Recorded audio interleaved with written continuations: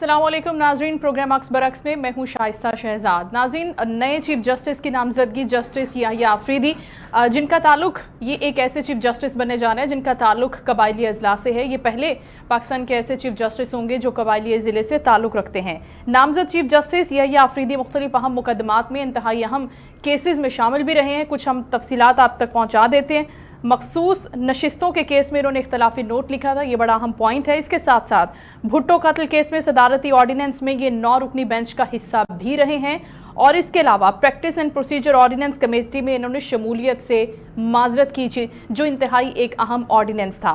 इसके साथ साथ अरकान पार्लियामेंट की ताहयात नाअहली को ख़त्म कराने वाले बेंच में भी ये शामिल रहे हैं। ये तमाम इनके करियर के वो अहम केसेस हैं जो इनके क्रेडिट पर मौजूद हैं और अब इनके हवाले से जो मुख्तलिफ चीज़ें सामने आ रही हैं। हमने देखा कि पाकिस्तान तहरीक इंसाफ पहले तो इसमें इख्तलाफ करती रही और इसके साथ साथ वो कहते रहे कि मंसूर अली शाह को चीफ जस्टिस होना चाहिए, लेकिन अब जबकि वो नामजद नहीं हुए इस सीट के लिए, तो हम देख रहे हैं कि पाकिस्तान तहरीक इंसाफ के मुख्तलिफ रहनुमा ये भी कहते हुए नज़र आ रहे हैं, जिनमें शौकत यूसुफ़ज़ई का नाम बड़ा अहम है। उन्होंने ये कहा है कि क्यों हम तनकीद कर रहे हैं या क्यों हम मुखालफत करें जस्टिस याहिया आफरीदी के नाम पर, जब वो चीफ जस्टिस बन रहे हैं और उनको एक पूरे प्रोसीजर के थ्रू उनको चीफ जस्टिस बनाया जा रहा है, तो हमें उनकी मुखालफत नहीं करनी चाहिए।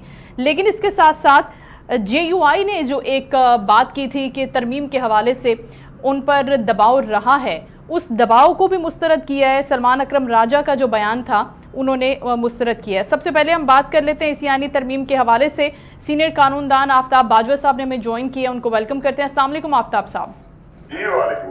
Thank you so much for your time sir. इस आईनी तरमीम के हवाले से हम आपसे बात करना चाह रहे हैं। 26वीं आईनी तरमीम में जहां पर जजेस की अपॉइंटमेंट, उनकी एज और बाकी सूद के मामलात और भी कुछ अहम चीज़ें शामिल हैं, इसके साथ साथ कहा यह जा रहा है कि कुछ संगीन खामियां भी हैं जिनकी निशानदेही सामने आई है और कहा जा रहा है कि अगर इस खामी को हल नहीं किया गया एक नई तरमीम से, जो कि 27वीं तरमीम है, तो सुप्रीम कोर्ट में एक आईनी बेंच की तश्कील में रुकावट भी पैदा हो सकती है। तो हम आपसे कुछ इस कानूनी नुक्ते पर बात करना चाहते हैं कि आपने अगर इस आईनी तरमीम को पढ़ा है तो क्या कोई ऐसी खामी मौजूद है जिसको चैलेंज किया जाएगा या जिसको टेक ऑफ कर दिया जाएगा यहाँ से? जी हाँ, मैं इतना जरूर कहूँगा कि आज से इस तरमीम से पहले भी इजलास बुलाया गया था। उस वक्त तक जब वज़ीर कानून से पूछा गया कि आपको मसवदा या ड्राफ्ट मिला है, उसने कहा मुझे नहीं मिला। अच्छा। मौलाना फजल रहमान का नुमाइंदा बाहर निकल के प्रेस कॉन्फ्रेंस करता है, वो भी कहता है कि अभी तक हमें मसवदा या तरमीम नहीं दी गई। ये मुल्की कवानीन के अंदर तरमीम हो रही है, ये कोई फर्द वाहिद के लिए तरमीम नहीं हो रही थी। इसके लिए पूरी कौम को इत्मीनान में लेना बहुत जरूरी था, सिर्फ MNA MPA या सेनेटर्स को लेना जरूरी नहीं है। दूसरी बात, मैं एक बात जरूर कहूंगा कौम के सामने, ये मुल्ला जो फजलू है उसने जो कौम को धोखा दिया है, जो कहता है कि मैंने दाढ़ी अपनी सियासत में सफेद की है, उसने दाढ़ी अपनी सियासत में सफेद नहीं की, उसने अपनी दाढ़ी जलालत और बकाऊ माल के तौर पर इस्तेमाल की है। आफ्ताब साहब, आप जो मौलाना साहब के बारे में फरमा रहे हैं, हम बहुत ही ग्रेसफुली भी अपने स्टेटमेंट को लोगों के सामने प्रेजेंट कर सकते हैं, राइट सर? आप जो कहना चाह रहे हैं जाहिर है वो आपका ओपिनियन है। मैडम आप मुझे पढ़ाए ना, मैं पढ़ा लिखा हूँ। नहीं, मैं आपको पढ़ा नहीं रही, मैं सिर्फ ये कह रही हूँ कि हमें कुछ बेसिक एथिक्स का ख्याल रखना होता है while we are speaking on television. जब हम किसी प्रोग्राम में किसी टीवी चैनल पे बैठे होते हैं तो हमें थोड़ा सा अखलाकियात का मुजाहिरा करना होता है, थोड़े ज़र्फ का मुजाहिरा करना होता है। अगर हम एक ऐसी पॉलिटिकल लीडरशिप के बारे में बात कर रहे हैं, मुल्ला फजलू ही कहूंगा मैं हमेशा। सर आगे बढ़े सर, आप अपनी बात कंप्लीट कर लें। मुल्ला फजलू ही कहूंगा, उसको मेरे खिलाफ अदालत में जाए। उसने कौम को धोखा दिया है, पूरी कौम को धोखा दिया है। कहता था मैं 1 महीना प्रेस कॉन्फ्रेंस करता रहा कि मैं जो है वो तरमीम का हिस्सा नहीं बनूंगा, फिर वो हिस्सा बना, किन शराइत पे बना वो बताए हमें। तो फिर PTI भी शामिल थी ना सर? आफ्ताब साहब, फिर तो PTI भी शामिल थी। नहीं, PTI शामिल नहीं थी। मुल्ला फजलू जो है वो उसने कितने पैसे लिए, क्या डील की, क्या उसने तय किया उन लोगों के साथ आखिरी वक्त में, ये वही बताएगा। किस वक्त वो सेनेट में आया और सुप्रीम वहाँ कौमी असेंबली में आया, ये मुल्ला फजलू वही बताएगा लोगों को। मैंने सफेद दाढ़ी कहाँ सफेद की, जैल साजी से सफेद की, धोखाधड़ी से सफेद की या असूलों पे सफेद की, ये उसने बताना है अब हमें। हम उससे ये सवाल कर रहे हैं क्या मुल्ला फजलू तुम बताओ, लोगों का एतबार उठ रहा है आलम दीन से, आपने आलम दीन होने के नाते लोगों को धोखा दिया है 1 महीना पूरा। आपको शर्म आनी चाहिए थी इस तरह की बात करते हुए, या तो ये बात करता ना, अगर बात की थी तो फिर उसका पूरा साथ देता। लिहाजा मैं समझता हूँ ये जो तरमीम हुई है, ठीक है, वक्त के साथ साथ अच्छा। हमेशा वक्त के साथ साथ हमेशा तरमीम होती रहती हैं और आती रहती हैं। जहां तक रह गया चीफ जस्टिस का मामला, हमेशा सीनियरिटी के बेस पे होता है। अच्छा।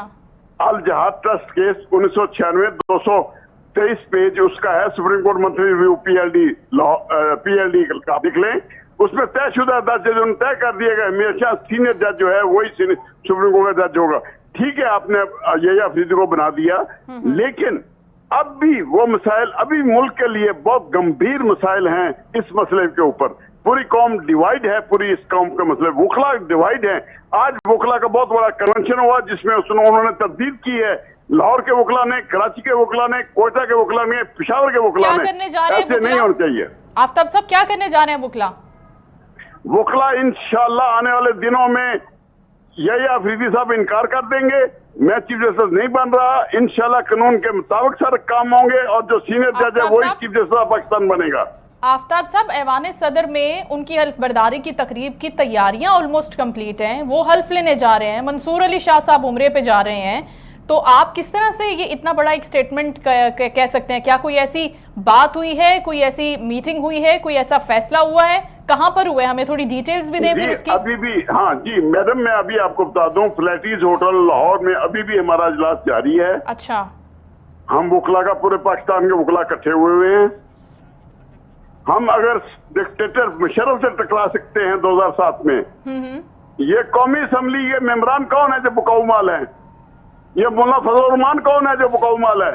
हम इंशाल्लाह वो फैसला करेंगे जो कानून के मुताबिक, आइन के मुताबिक है, जो सीनियरिटी के बेसिस पे आना चाहिए। अच्छा, आफ्ताब साहब, लोगों का मत हक मारे। ठीक है आफ्ताब साहब, आपसे कुछ आईनी अमूर पर मजीद भी हम बात करेंगे। अभी हम वेलकम कर लेते हैं शो में, हमें ज्वाइन करें पाकिस्तान तहरीक इंसाफ के रहनुमा शाहिद खटक साहब। अस्सलाम वालेकुम शाहिद साहब। अच्छा, शाहिद साहब को हम रिकनेक्ट करते हैं। आफ्ताब साहब, आप अपनी बात को कंप्लीट कीजिएगा। आई थिंक उनकी लाइन डिस्कनेक्ट हो गई है। जो जी कनेक्ट हो गया। जी शाहिद साहब, आपको आवाज आ रही है? शाहिद खटक साहब, आपको आवाज आ रही है मेरी? आपका मुझे आ रही है, थोड़ा सा अगर ऊंचा कर दे या माइक करीब कर दे मुझे सही। अच्छा, शाहिद साहब को आवाज कम आ रही है। सर, अब मेरी आवाज आपको बेहतर आ रही है?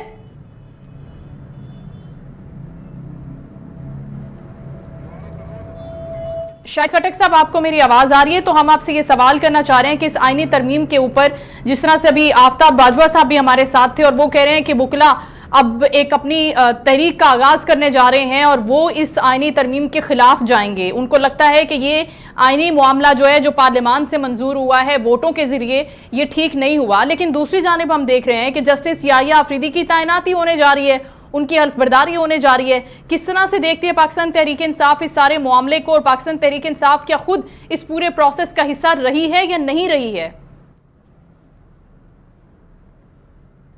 शाहिद साहब,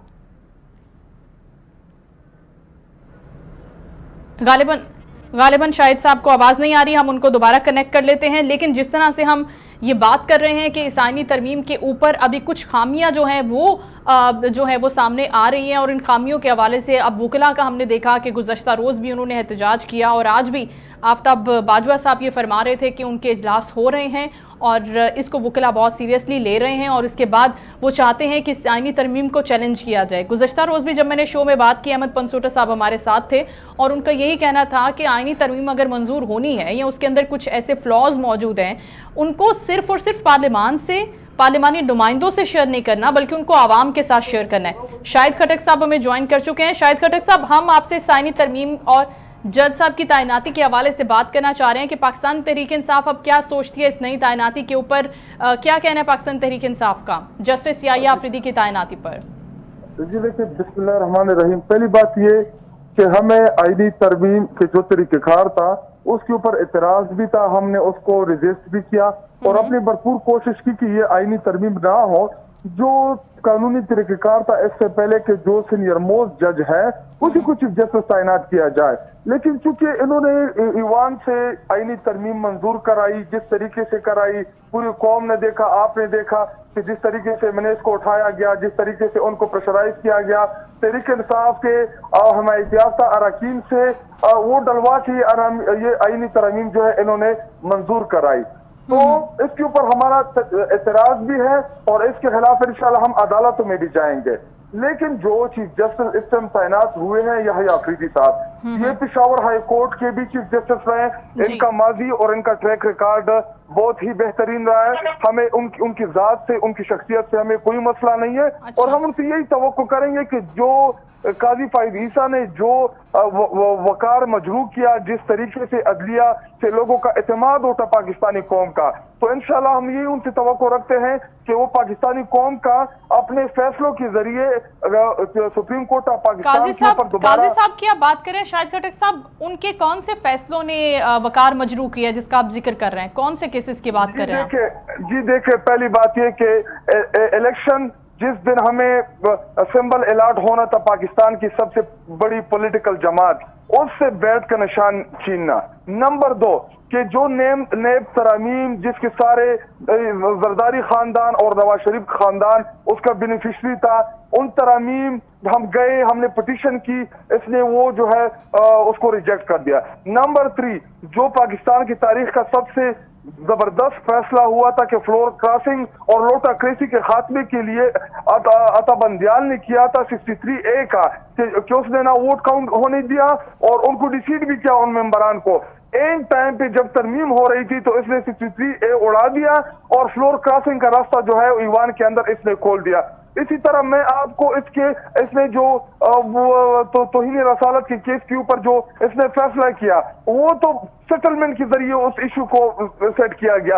इसका एक मुझे फैसला बता दें कि जो पाकिस्तानी कौम के लिए हो, जो पाकिस्तानी अवाम को इंसाफ मिला हो। तो शाहिद साहब मखसूस नशिस्तों के केस पर आप फिर क्या राय रखते हैं काजी साहब के इस फैसले? जी देखिए, उसमें भी ये मुखालिफ था, उसमें भी इसने हमारे हक में या जो आईनी कानूनी तौर पे जो हक बनना था इसने फैसला नहीं किया। वो तो लार्जर बेंच था, वहां पे तो मेजॉरिटी जजेस ने 8 जजेस ने फैसला कर दिया, वरना उधर भी ये चाह रहा था कि ये फैसला जो है ये तहरीक इंसाफ के या सुन्नी इत्तेहाद कौंसिल के हक में ना है। तो उस टाइम भी इसने ये किया।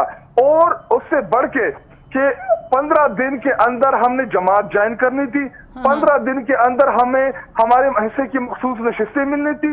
लेकिन काजी फाइज ईसा ने ऐसा चुप का रोजा रखा कि ना हमें वो मखसूस नशिस्तें मिली और हमने जो 15 दिन में तहरीक इंसाफ ज्वाइन करनी थी, इसके अपने रिमार्क्स थे कि जी हमने तो ये नहीं कहा कि तहरीक इंसाफ से जमात एग्जिस्ट नहीं करती, हमने तो इंट्रा पार्टी इलेक्शन का कदम करार दिए थे, उसमें भी कोई इम्प्लीमेंटेशन नहीं हुई। तो मुझे आपको एक ऐसा फैसला दिखा दे कि इसमें 2, 2.5, 3 सालों में किया हो कि जिससे पाकिस्तानी तो शाहिद साहब आप पाकिस्तान तहरीक इंसाफ शायद ये भी सोच रही थी या ये चीजें भी हमारे सामने आ रही थी कि आप समझते हैं कि काजी साहब एक्सटेंशन लेने जा रहे हैं, तो वो बात तो गलत साबित हो गई, उन्होंने एक्सटेंशन तो नहीं ली अपने लिए।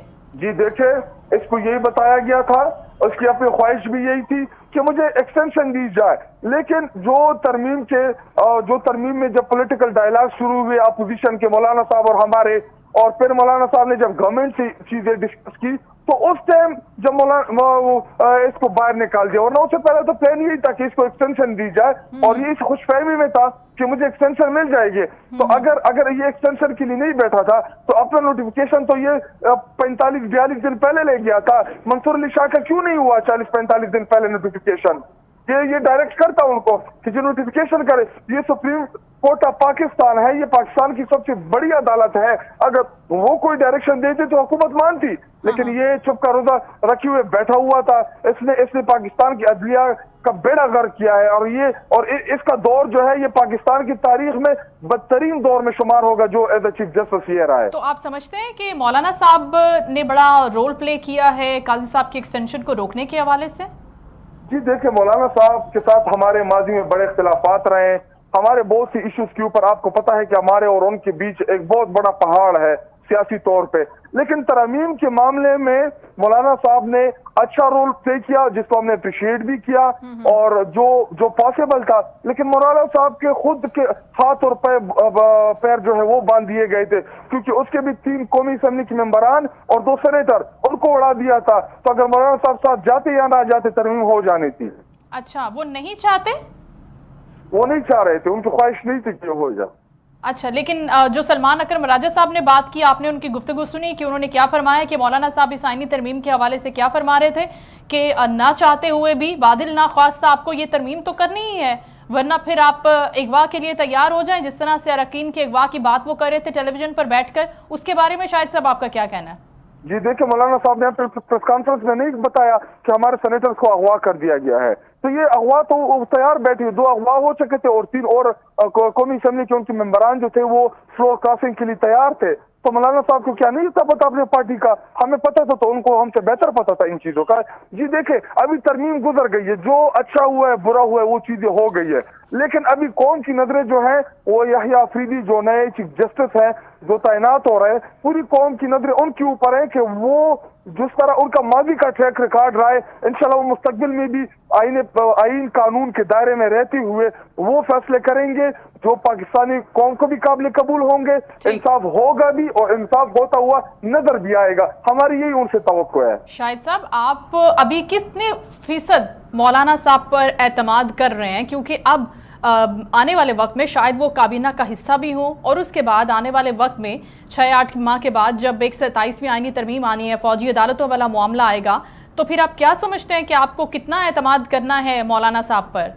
جی دیکھیں، میں نے آپ کو یہ چیز اسپیسیفائی کر دی ہے، نہ مولانا کے ساتھ ہمارا کوئی اتحاد ہے، نہ ہمارا کوئی پولیٹیکل اتحاد ہے ان کے ساتھ، نہ کوئی ہمارا نظریاتی اتحاد ہے ان کے ساتھ۔ ایک ایشو آئینی ترمیم کے اوپر وہ ہمارے موقف کی تائید کر رہے تھے، کیونکہ وہ بھی اپوزیشن میں بیٹھے، اگر اپوزیشن میں کوئی دوسری جماعت بیٹھی ہو تو کوئی ایسا ایشو آئے کہ جس کے اوپر اپوزیشن اتفاق میں ہو تو ہم ان جماعتوں کے ساتھ بھی اس کے اوپر ڈائلاگ کریں گے، لیکن جب گورنمنٹ کا جو حصہ بن جائے تو تحریک انصاف ہی حقیقی اس ٹائم اپوزیشن ہے۔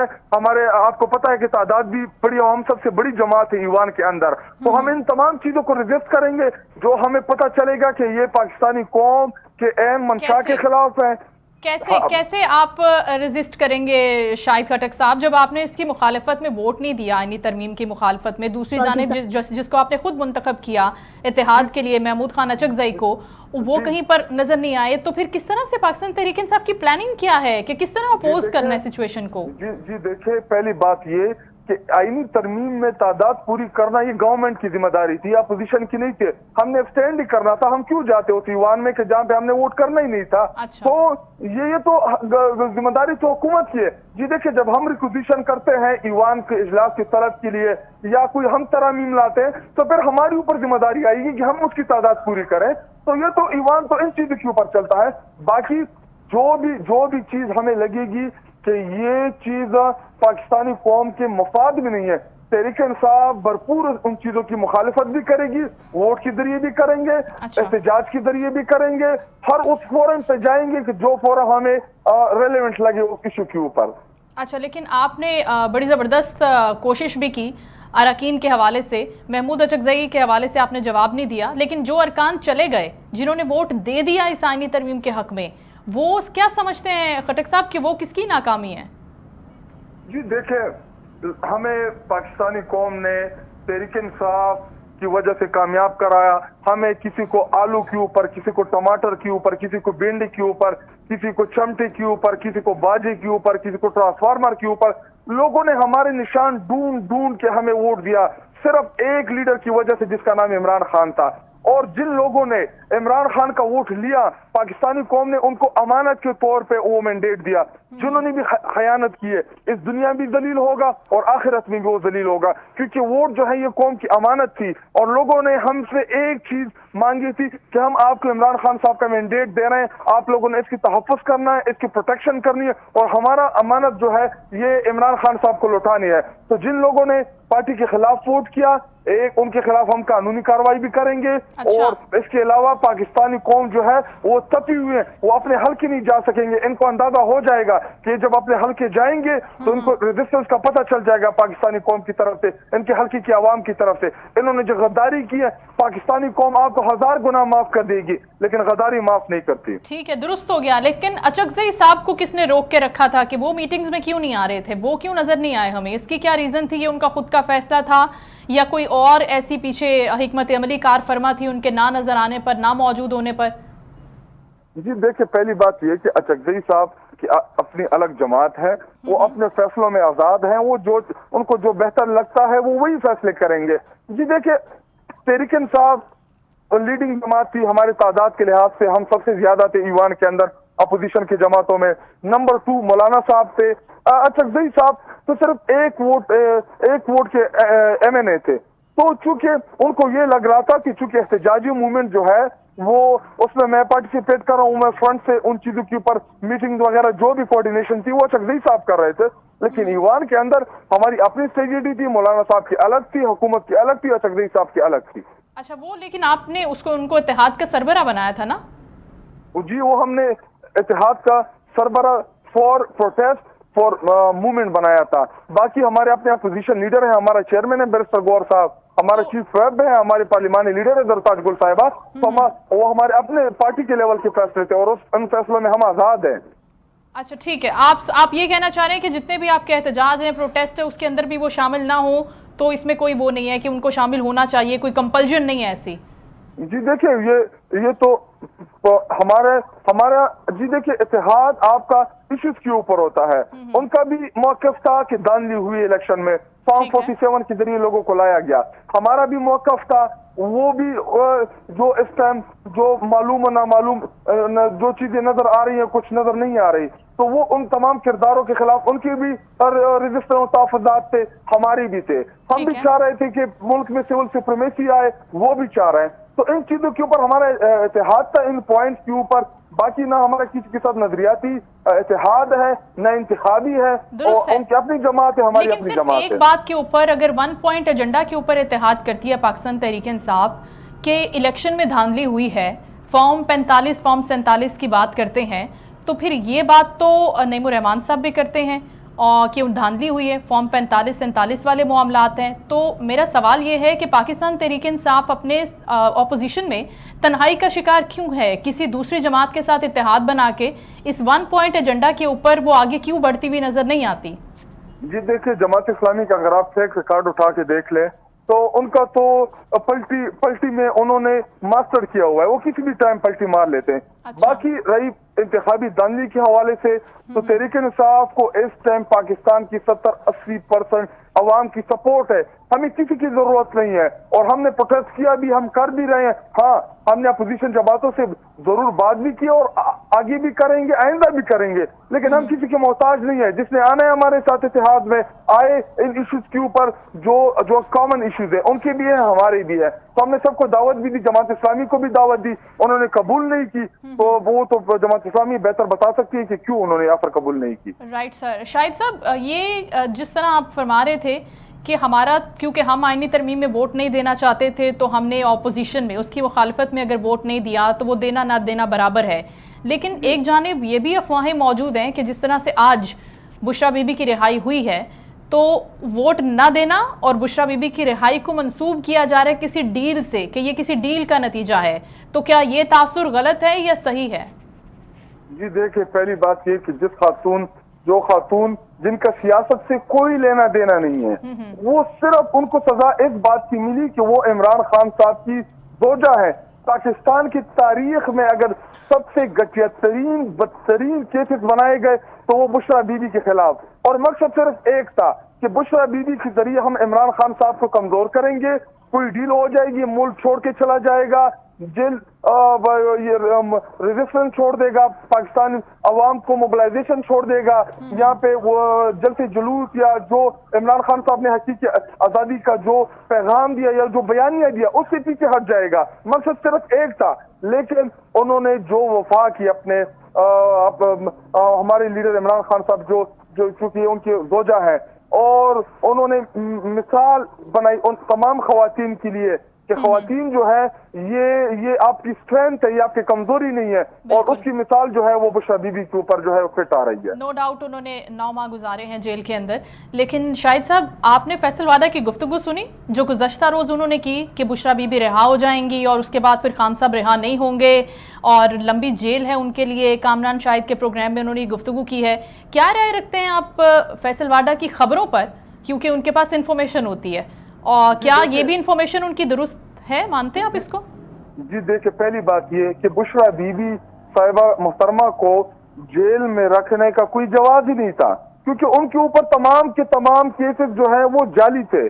بشرا بی بی کے اوپر عدت کا کیس ہے, جن کیسز میں ان کو ڈالا گیا, کیا وہ کیسز جینون تھے؟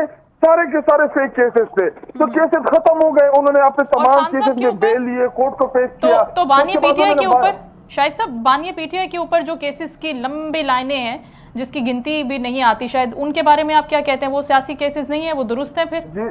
جی دیکھیں, وہ تمام کے تمام کیسز جو ہیں عمران خان صاحب کے اوپر وہ سیاسی ہیں, لیکن عمران خان صاحب کے اوپر انہوں نے جو کرمنل ایف آئی آر کی ہیں کہ جی عدالت آتی ہوئی ایف آئی آر, عدالت سے واپسی جاتی ہوئی F I R, Zaman park پہنچتی ہوئی F I R, Zaman park سے نکلتی ہوئی ایف آئی آر, 9 مئی میں ان کو گرفتار کیا گیا لاہور اسلام آباد ہائی کورٹ کے احاطے سے. تمام کے تمام جتنی بھی ایف آئی آر دی ہیں پنجاب میں, سب میں عمران خان صاحب کو انہوں نے چارج کر دیا. تو ایسے میں عمران خان صاحب جو ہیں وہ ڈبل سینچری کراس کر چکے ہیں ایف آئی آر کی. تو چونکہ 9 مئی میں بشرا بی بی کو انہوں نے نہیں ڈالا, کیونکہ بشرا بی بی اس ٹائم گھر پہ موجود تھی, وہ وہاں پہ موجود ہی نہیں تھی ان پروٹیسٹ میں. لیکن عمران خان صاحب کے اوپر تو انہوں نے کہا کہ جی چونکہ پلاننگ انہوں نے کی ہے, سوچ عمران خان کی ہے, تو اس لیے 9 مئی میں عمران خان صاحب کے اوپر تمام کے تمام ایف آئی آر میں ان کو نامزد کر دیں. تو جی دیکھیں, عمران خان صاحب جو ہیں وہ پارٹی کے سربراہ تھے, وہ پالیٹکس میں تھے, وہ سیاست میں تھے. بشرا بی بی صاحبہ کا سیاست سے لینا دینا کیا تھا؟ آج مجھے کال آئی, میں آپ کو ان کے اوپر شاہد صاحب ان کے اوپر بھی تو کرپشن کے چارجز لگائے نا, ان کے اوپر بھی تو مخالفین نے بہت باتیں کی, انہوں نے بہت باتیں کی کہ یہ کرپشن میں انوالو رہی ہیں فرح بی بی کے تھرو پنجاب حکومت بزدار صاحب کی حکومت پہ. کیا کیس بنا؟ نہیں, میں ایک بات کر رہی ہوں کہ ان کے اوپر ایلیگیشنز تو اپوزیشن کی جانب سے ان پر بھی لگائی گئی ہیں, لیکن دوسری جانب اگر ہم خان صاحب کی رہائی کی بات کرتے ہیں تو آپ نہیں سمجھتے کہ بڑی کم ایفرٹس ہیں پاکستان تحریک انصاف کی ان کی رہائی کے لیے؟ آپ کو نہیں لگتا کہ یہاں پر بھی تھوڑی محنت زیادہ کرنے کی ضرورت ہے, زیادہ سیریسلی لینے کی ضرورت ہے اس کو؟ جی دیکھیں, 2 چیزیں آپ مکس کر رہی ہے. نمبر فرسٹ, عمران خان صاحب اور بشرا بی بی صاحبہ کے اوپر 2 جو ایلیگیشن تھے اپوزیشن کے, ایک توشہ خانہ کے تھے, دوسرا القادر ٹرسٹ کا تھا. باقی سارے جو تھے یا پرسنل کیسز تھے یا کریمنل کیسز تھے. القادر میں کیس میں گورنمنٹ کا جو اٹارنی جنرل ہے وہ اسلام آباد ہائی کورٹ کی چیف جسٹس کو فرماتے ہیں کہ اس کیس میں جو پیسے آئے ہیں انٹرسٹ کے ذریعے پیسے بڑے ہیں, پیسے کم نہیں ہوئے. یہ اٹارنی جنرل اسلام آباد ہائی کورٹ میں کھڑے ہو کے جواب دے رہے ہیں. Number first. نمبر سیکنڈ, توشہ خانہ میں آپ توشہ خانہ کی تمام ڈیٹیل اٹھا کے دیکھ لیں کہ جتنے بھی پرائم منسٹر, جتنے بھی ہمارے کی اسٹیک ہولڈر جو باہر گئے جن کو تحائف ملے, آپ ڈیٹیل اٹھا کے دیکھ لیں. جو سب سے مہنگے تحفے خریدے گئے تھے وہ عمران خان صاحب نے خریدے تھے, جو لیگل طریقہ کار تھا کہ جس طریقہ کار کے ذریعے ان تحائف کو خریدنا تھا. اگر آپ نے توشہ خانہ کے اوپر صرف عمران خان اور بشرا بی بی صاحبہ کو جیل میں ڈالنا تھا تو پھر باقی وزیر اعظم کو کیوں نہیں ڈالا؟ باقی وزیر اعظم کی انکوائری کیوں نہیں ہوئی؟ حقانہ باقی ٹی وی پروگرام میں بیٹھ کے خود یہ فرما رہے ہیں کہ اگر عمران خان کو توشہ خانہ میں گرفتار کرنا ہے تو مجھے بھی کریں, کیونکہ میں نے بھی توشہ خانہ سے تحائف لیے ہیں, نواز شریف نے بھی لیے ہیں, یوسف رضا گیلانی نے بھی لیے ہیں. جی دیکھیں, سب نے لیے ہیں. جی یہ تو کرپشن کا بیانیہ آپ سائڈ پہ کر لیں. باقی اگر عثمان بزدار نے کرپشن کی تھی تو کیوں اس کو چھوڑ دیا ہے؟ کیوں اس کو چھوٹ دی ہے؟ کس نے چھوٹ دے دی؟ ایک پریس کانفرنس کے ذریعے جی آپ کے سارے کیس معاف. تو یہ تو پولیٹیکل ہی ہوئے نا. جی دیکھیں, اپوزیشن کے پاس نہ بیانیہ ہے, نہ اپوزیشن کے ساتھ عوام ہے, نہ ان کو عوام نے ووٹ دیا. 8 فروری کو پاکستانی قوم نے ان کو ریجیکٹ کیا. ایک خاموش انقلاب آیا جس کو اس خاموش انقلاب کو فارم 47 کے ذریعے انہوں نے رون ڈالا. باقی جی دیکھیں آپ کہہ رہی ہیں کہ جی آپ لوگوں کی کمزوریاں ہیں. ہم جب پروٹیسٹ کے لیے نکلتے ہیں, ہم پرامن پروٹیسٹ کے لیے جاتے ہیں, راستے میں کھڈے کھولے جاتے ہیں, کنٹینر لگائے جاتے ہیں, شیل مارے جاتے ہیں, ربر کی گولیاں ماری جاتی ہیں.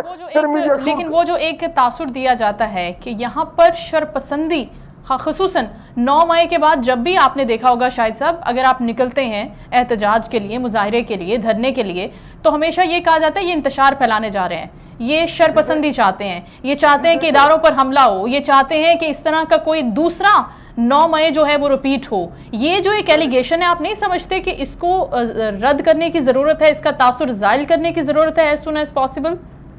جی دیکھیں, پہلی بات, جب بی بی محترمہ شہید ہوئی, آپ ان کی شہادت کے بعد جو پروٹیسٹ ہوئے ہیں آپ ان کا تخمینہ لگائیں, اور جب عمران خان صاحب کو گرفتار کیا گیا غیر قانونی طریقے سے, اس کے بعد پروٹیسٹ ہوا ہے, آپ دونوں کی کمپیریزن کر لیں کہ کس میں زیادہ نقصان ہوا تھا. نمبر سیکنڈ کہ 9 مئی کے لیے ہم نے خود ہی آفر کی کہ 9 مئی کی جوڈیشل انکوائری ہونی چاہیے, تاکہ پتہ چلے کہ اس میں جو بھی ملوث تھا, جو بھی ملوث ہے, ان لوگوں کو سزائیں دی جائے. لیکن دیکھیں 9 مئی تو اس دن ختم ہو گیا کہ ایک ٹائم صرف 4 چھوڑ کے, ایک یاسمین راشد محترمہ کو, ہمارے سرفراز چیمہ کو, گورنر کو, اور ہمارے ایک 2 اور پنجاب میں, باقی تمام کے تمام جتنے بھی ملزم تھے عدالتوں نے ان کو باعزت بری کیا, ان کے تمام کیسز جو ہیں اڑا دیے.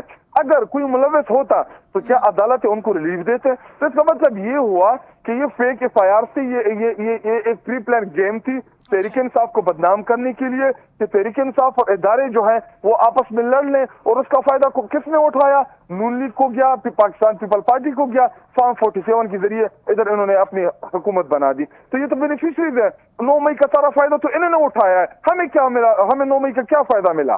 9 مئی کرا کے ہم نے کون سا گیم کرنا تھا؟ خان صاحب کے اوپر شاہد صاحب جو سب سے سیریس کیس ہے دیٹ یو کنسیڈر کہ وہ 9 مئی کا جو مقدمہ ہے وہی ہے, اس کے علاوہ آپ سمجھتے ہیں کہ القادی ٹرسٹ, اس کے علاوہ توشہ خانہ کیس یا جتنے بھی کیسز ہیں وہ پولیٹیکل کیسز ہیں, ان کی کوئی ورتھ نہیں ہے, دا سیریس ون از 9 مئی, آپ یہ سمجھتے ہیں؟ جی دیکھیں 9 مئی میں عمران خان صاحب کدھر تھے؟ کیا وہ انہوں نے کوئی پروٹیسٹ خود لیڈ کیا؟ وہ تو اسلام آباد ہائی کورٹ میں اپنے کیس میں پیچھے کے لیے آئے تھے, جس گونڈے طریقے سے ان کو گریبان سے پکڑ کے گھسیٹ کے لے کے گئے, گرفتار کیا, اور سپریم کورٹ آف پاکستان نے ہی اس کو غیر قانونی ڈکلیئر کیا, ان کو بلایا, ان کو بٹھایا, اور سپریم کورٹ آف پاکستان نے انہوں نے فیصلہ دیا کہ عمران خان کو جس طریقے سے گرفتار کیا گیا ہے یہ غیر قانونی ہے. اگر میں ایک کمرے میں بیٹھا ہوں, اسٹیٹ کی تحویل میں ہوں یا پولیس کی تحویل میں ہوں, باہر کوئی ادھر مرڈر کر دے, تو کیا اس مرڈر کا میں ذمہ دار ہوں قانونی طور پہ؟ کیا میں نے وہ مرڈر کیا ہے یا میں نے وہ کرائم کیا ہے؟ یہ دیکھیں, یہ تمام کے تمام کیسز جو ہیں یہ پولیٹیکل بنیادوں کے اوپر ہیں. انشاءاللہ عمران خان کو اللہ سرخرو کرے گا, اور انشاءاللہ وہ بہت جلد باہر آ کے اس ملک کے پاکستان کو انشاءاللہ لیڈ کرے گا, اور اس کو وہ پاکستان بنائے گا کہ جس کا خواب علامہ اقبال نے دیکھا, جس کے لیے جدوجہد قائد اعظم محمد علی جناح نے کی. اور ہماری تحریک انصاف کی جدوجہد جو ہے وہ یہ ہے کہ ہم اس پاکستان کو عظیم سے عظیم تر کریں, پاکستان کی معیشت بہتر ہو, پاکستان کے ادارے بہتر ہوں, پاکستان ترقی کرے, مہنگائی کی ایشو کو کنٹرول کرے, عام لوگوں کی زندگی کو میں آسانیاں پیدا کرے, ہم پاکستانی قوم کو ریلیف دے. تحریک انصاف کا یہ ایجنڈا ہے. اور رہی بات جو آپ پروٹیسٹ کے حوالے سے, جب ہم پروٹیسٹ نہیں کرتے تو پھر آپ میڈیا والے کہتے کہ جی پروٹیسٹ نہیں کرتے, جب پروٹیسٹ کرتے تو کہتے جی انتشار پھیلانے آ گئے. کیا تحریک یہ میڈیا کا سٹیٹمنٹ نہیں ہے شاہد صاحب, یہ اپوزیشن کا سٹیٹمنٹ ہے. یہ جو میں نے کوٹ کیا یہ PMLN کی لیڈرشپ کی طرف سے سٹیٹمنٹس آتے ہیں جو میں آپ کو پہنچا رہی ہوں, بتا رہی ہوں. اور دوسرا لاسٹلی شاہد صاحب میں آپ سے یہ جاننا چاہوں گی کہ اب بشرا بی بی جب باہر آ گئی ہیں تو آپ نے پہلے بھی فرمایا کہ وہ کوئی سیاسی شخصیت نہیں ہے, ان کا سیاست میں کوئی رول پارٹ نہیں ہے, تو اب جبکہ بڑی سخت ضرورت ہے پاکستان تحریک انصاف کو, پاکستان تحریک انصاف کے کارکن کو, ورکر کو موٹیویٹ رکھنے کے لیے, اس کو جوڑے رکھنے کے لیے, تو آپ سمجھتے ہیں کہ بشرا بی بی کوئی رول پلے کریں گی یا نہیں؟ جی دیکھیں, جس طرح فاطمہ جناح قائد اعظم محمد علی جناح جب پاکستان کے موومنٹ کو لیڈ کر رہے تھے تو فاطمہ جناح اس ٹائم پالیٹکس میں نہیں تھی, لیکن جب ضرورت پڑی تو فاطمہ جناح بھی پالیٹکس میں آ گئی.